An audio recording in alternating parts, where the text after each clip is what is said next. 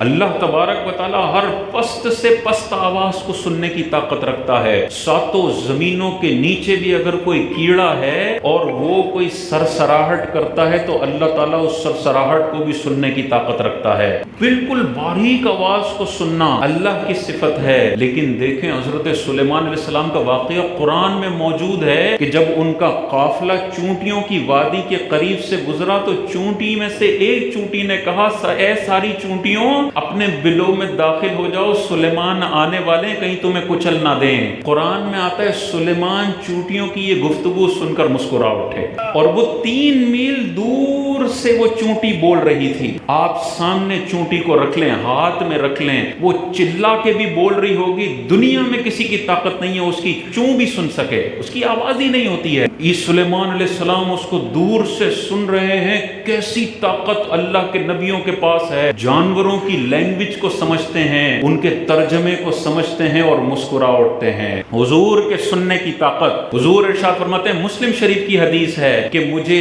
جنت دکھائی گئی اور میں نے اس میں کسی کے قدموں کی آہٹ سنی، جب میں نے دیکھا تو وہ حضرت بلال رضی اللہ تعالیٰ عنہ تھے۔ اب دیکھیں حضرت بلال نے جنت میں کب جانا ہے؟ حضرت بلال نے جنت میں تو آج سے ہزاروں سال کے بعد جانا ہے، پہلے دنیا ختم ہوگی، پھر میدان معاشر کا ایک دن 50,000 سال کا ہے۔ حضور کے سننے کی طاقت دیکھیں، آج سے ہزاروں سال بعد جب بلال جنت میں جائیں گے اور جب وہ چلیں گے، تمہارا نبی آج بھی اس بلال کے قدموں کی آوازوں کو سنتا ہے۔ کس طریقے سے اللہ تعالیٰ نے اپنے نبی کو نوازا ہے۔ اس میں کیوں ہم اللہ کو بیچ میں لے آتے ہیں کہ اللہ اور نبی کو برابر کر دیا؟ بھائی اللہ تبارک و تعالیٰ کی طاقتیں لامحدود ہیں، اللہ کے نبی کی طاقتیں جتنی بھی ہوں لیکن وہ محدود ہیں۔ انفائنائٹ کو فائنائٹ سے کوئی نسبت نہیں ہوتی۔ یہی وجہ ہے کہ اعلیٰ حضرت امام اہل سنت نے ارشاد فرمایا کہ جب مخلوق کا اور نبی کے علم کا تقابل ہوگا تو ہم کہیں گے کہ چڑیا جو چونچ سے پانی لیتی اور ایک قطرہ نیچے گرتا ہے، یہ ایک قطرہ کھربوں انسانوں کا علم ہے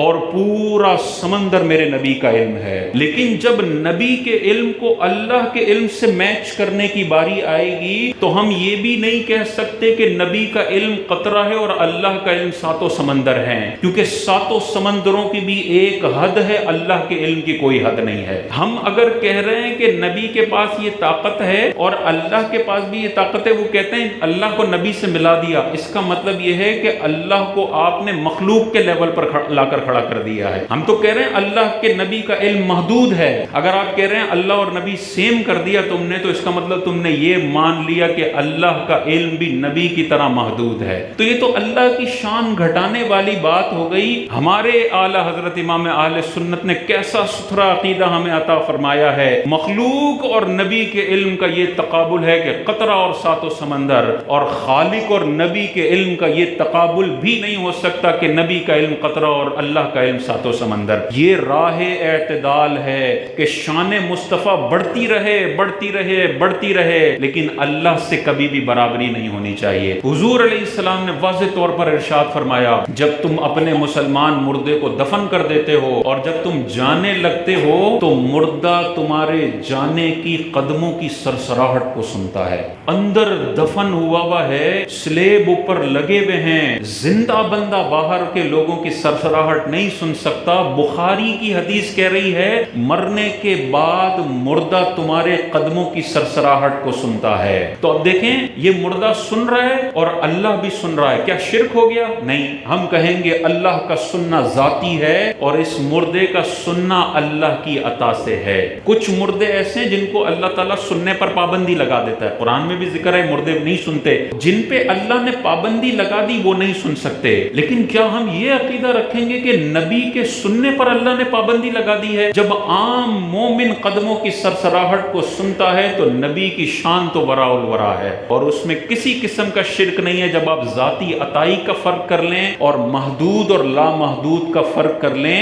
ہم کبھی بھی اللہ تبارک و تعالیٰ اور نبی کو برابر نہیں کہتے، لیکن جتنا لکھا ہوا ہے وہاں اس پہ ہم آنکھوں پہ کالک نہیں مل سکتے کہ بھائی میں تو اس کو بھی نہیں مانوں گا کیونکہ میں نے اللہ کی توحید توحید کا کوئی الگ لیول رکھا ہوا ہے. وہ کیا لیول ہے کہ یہ ساری شانوں کو زیرو سے ملٹیپلائی کرو اور اللہ ہی ہے، بس اللہ ہی ہے. بھائی اللہ ہی ہے، لیکن اللہ نے اپنی عطا سے اپنی مخلوق کو طاقتیں دی ہیں. بخاری کی حدیث ہے، بدر میں جب کافروں کو مارا، امیہ بن خلف کو مارا، ابو جہل کو مارا، ان کے لاشیں پڑے ہوئے تھے، حضور علیہ السلام نے ان مردوں سے خطاب کیا تو صحابی عرض گزار ہوئے، یا رسول اللہ آپ ان کافر مردوں سے خطاب کر رہے ہیں، کیا یہ سنتے ہیں؟ تو حضور علیہ السلام نے کیا شاندار جملہ ارشاد فرمایا کہ تم ان کافروں سے زیادہ نہیں سنتے ہو. یعنی یا تو تم ان کافروں کے برابر سنتے ہو یا یہ کافر مردے تم سے زیادہ سنتے ہیں.